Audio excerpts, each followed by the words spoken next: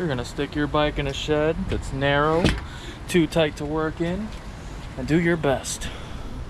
And here we are. How we do. Stick around. Other miscellaneous things, which I will go ahead and link in the video on the bottom. But the most important thing is our tool roll. So let's get this sorted. So Bead Breaker. We got our gloves because, well, really don't want all that damn grease on my hands. We got a 1/2-inch breaker bar with a ratchet end because I'm lazy. 32mm for the non-dry belt side of the Sportster. Rubber mallet to get the axle out. Axle is dry and cleaned. You gotta put anti-seize on that guy. This is a fisher for the inner tubes. These are the two brake screws that use a 12-point socket, 10mm. If you use a 6-point, they're just gonna roll. And I had to remove the top bolt on the shock. This is a T50. What we got in the bag.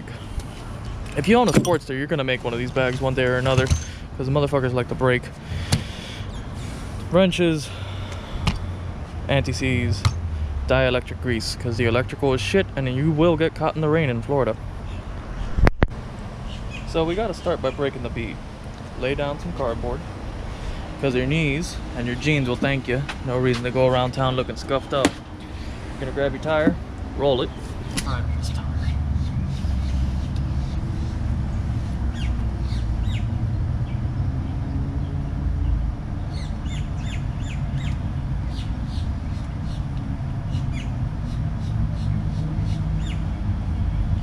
Under high load, you want to make sure you keep pressure on the valve stem tool. It will shoot out into your face. Under low load, it shouldn't. Since there's a damn hole, that should be fine. Valve stem. You're gonna want to keep that unless you want to replace it. So there's no air in this.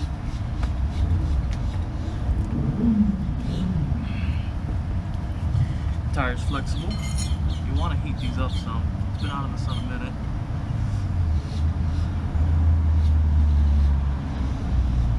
Start with the letters up, pressing down. You're gonna want to get under the bead so you have leverage. And with the other side, go into that notch.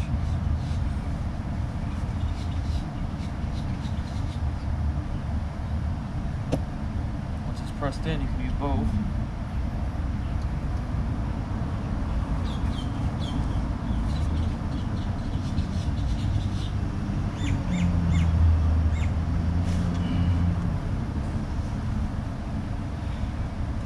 Take it down.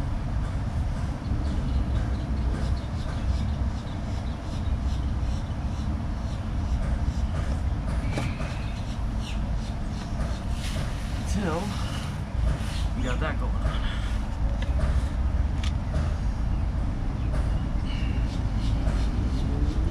Once it's passed, it's not hard to grab, you guys. Once it's passed, that point there with the second ridge, you're good to let up on it. That point there with the second ridge, you're good to let up on it.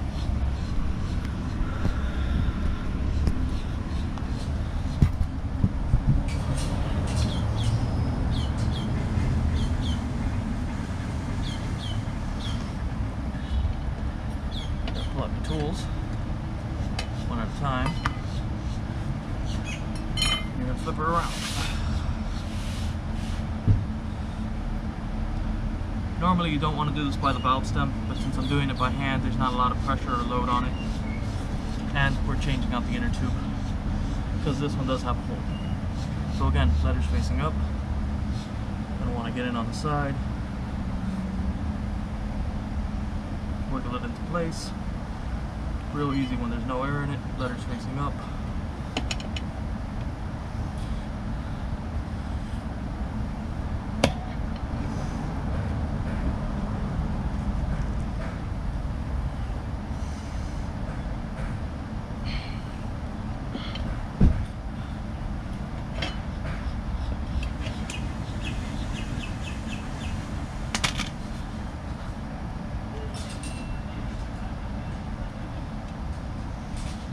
Corners. flip her around.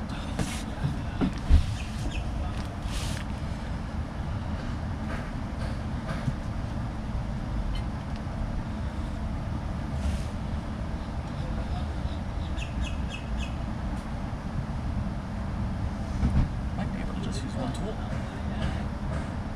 Nope, she's still stiff. So again, you're going to slide the tool in, letters facing up.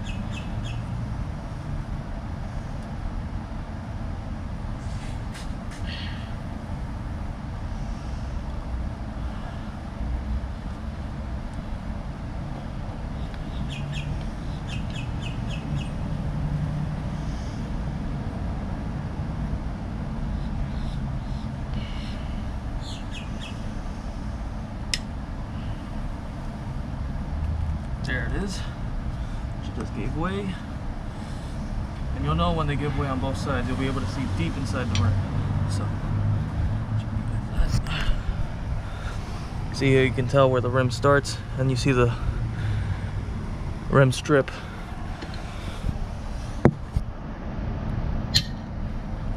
Not the best photography work, but hey, we do what we can.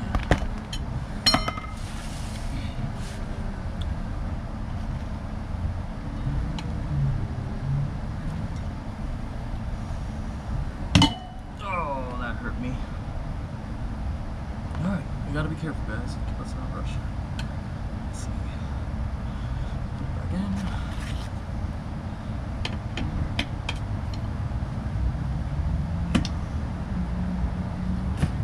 There we go. And like always, we're gonna do it on all four sides.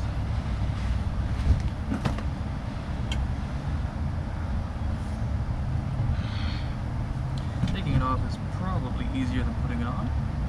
Keep that in mind.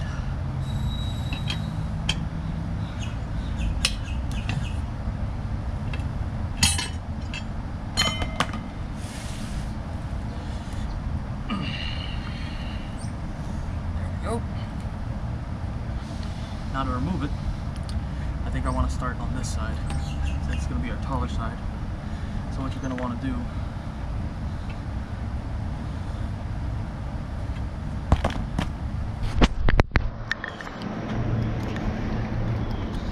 so since I already know on your tire we have the rotational sign which says that this on loop is going to rotate this way, and we have this mark which is supposed to be one of the lighter points on the tire next to the rotational mark, and we already have it almost directly in line with the valve stem.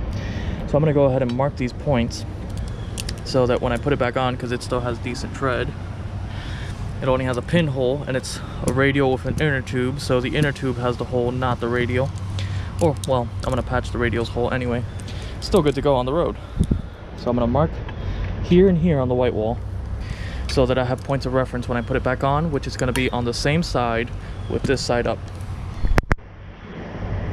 So I did 4 points of reference, with my valve stem being my main point of reference, being an arrow pointing at the valve stem, and the others are just gonna be straight lines. So, I'll put you guys back in position to where you were. And let's see if I can get this thing off and not make a clown of myself, huh? Let's tilt you guys a little. So I'm going to go in between the lines I made because I want to protect those lines as much as I can. Remember, we're using the scoop side. I'm going to go about halfway in, check where we're grabbing. That looks good. And then we're going to go side out. Go about the same depth. And with this part, it kind of helps. Have your knees on it.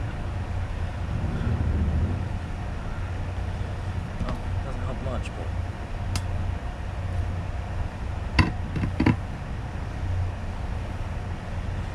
there we go.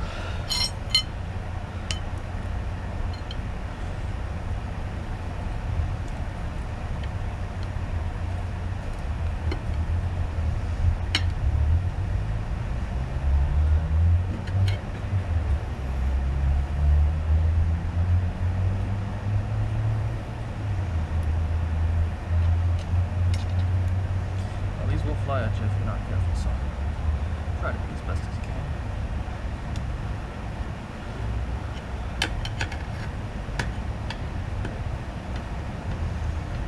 Now these have little marks that I'm trying to use as gauges for the rim. So you're wanting to get it at least down to here. If not, they tend to flip out. That's just from prior experience. Used to change tires.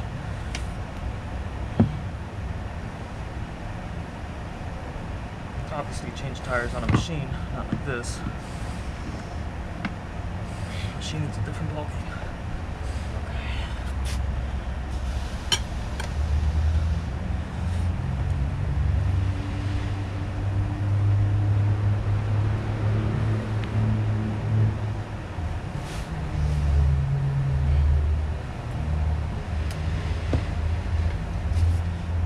Hardest part is getting that lip over. And sometimes it'll help you if, well, it ain't helping me today, but sometimes it can. Also, another thing I forgot, I'm going to use the rims here to hold these down. You want to lubricate with some soapy water, or in my case, some Ratchet soap.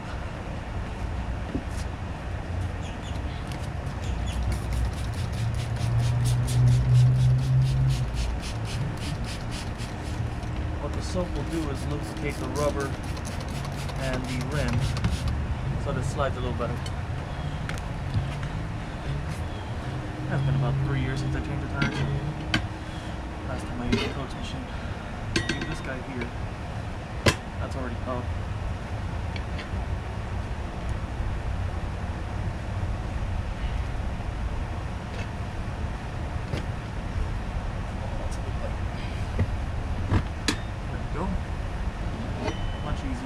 See how it already wants to give? Take the tool out. But the soap really helps.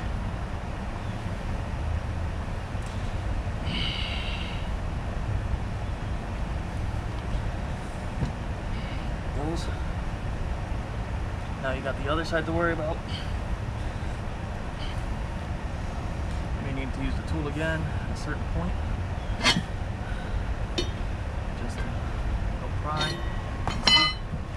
She's already on top. Now, next part. Tool goes through, grabs the lip over. Tool goes through the steel, down, pull it to one side, through again. This is going to be in your way, so you're going to have to duck your hand down. So update. I'm in the shade. Got that damn thing off. Ended up using a little plier. Use a plier. It's way easier. Avoid scratches too. Thank God these rims are pretty rusty already and I don't mind. If you care about your shit, use the right tools. Hashtag no sponsorship.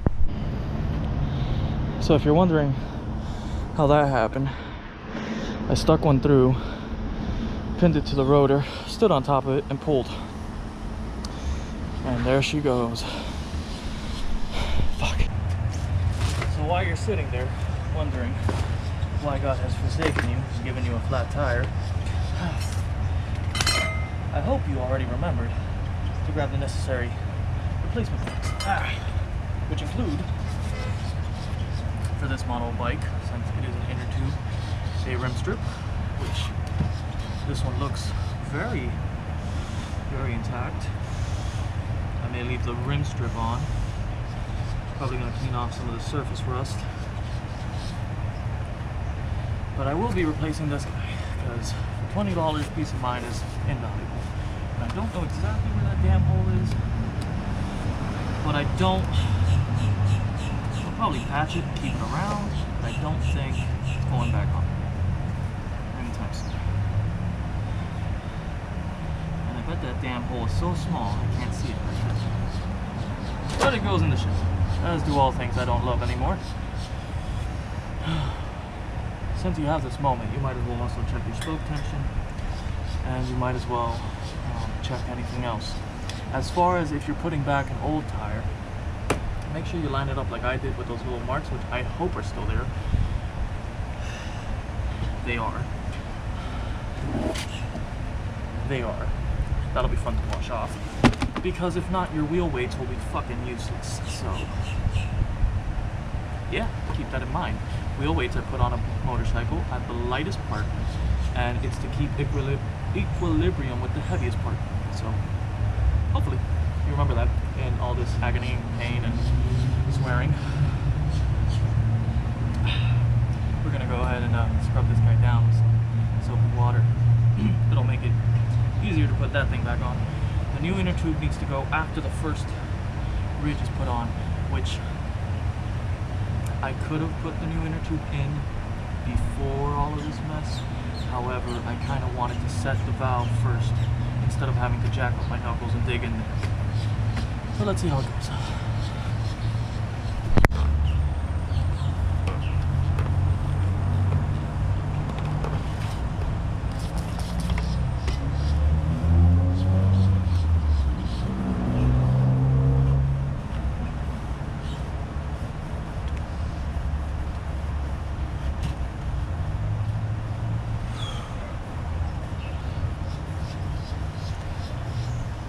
You want to make sure that your rim strip is tightly placed in there.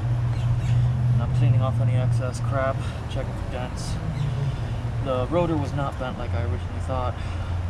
Did leverage the shit out of it, but it's still true. Or at least as true as I need it. Okay. Now, down here we have a place called Heaven Cycle. It's the only place to carry stuff on hand. This is for the front. I'm going to change that eventually. Big ones for the rear, inner tube. Mine being a Sportster 72, the front is a 21. Hard to find. Okay. Ooh, the smell of fresh packaged rubber. So there's going to be two, count them, two little nuts. The top one is the one I was struggling with earlier. I'm gonna want to take that guy off. That got in there. Last thing now. Alignment. Putting the rim on. Make sure alignment marks are right. This part should be easy with the soap. Don't skimp on the soap. It's cheap and your time isn't. Well, today was a failure. Took it to the tire shop, see if they could revive it, but I have a leak in the tube because I must have nicked it when I was finishing putting it on. It is on, but anytime you pump air,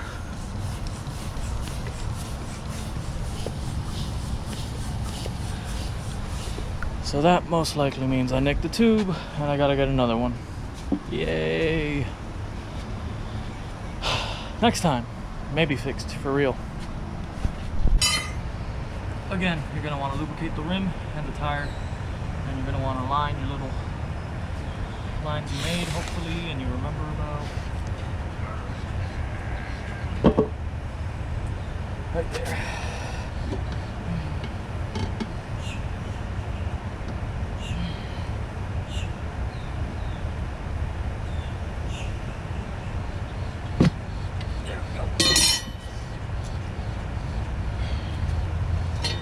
At this point, you align it, put in, make sure you don't kneel on your tools, you'll scream and shout and it'll really stir up the neighborhood. Not mine, they don't come for screams.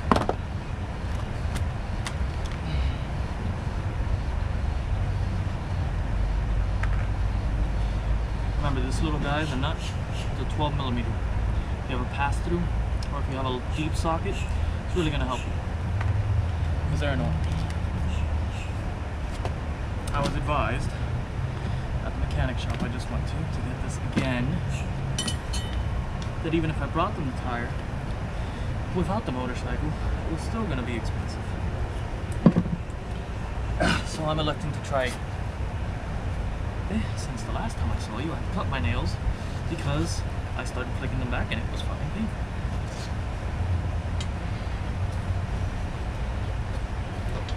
For the record, this is much easier than what I attempted earlier. I was wrong, don't listen to me. So, listen to me now, not before, not the other me. Not the me that thought he was worthless. The me that's learned. The me that's been out for 4 hours. 5 hours. A while.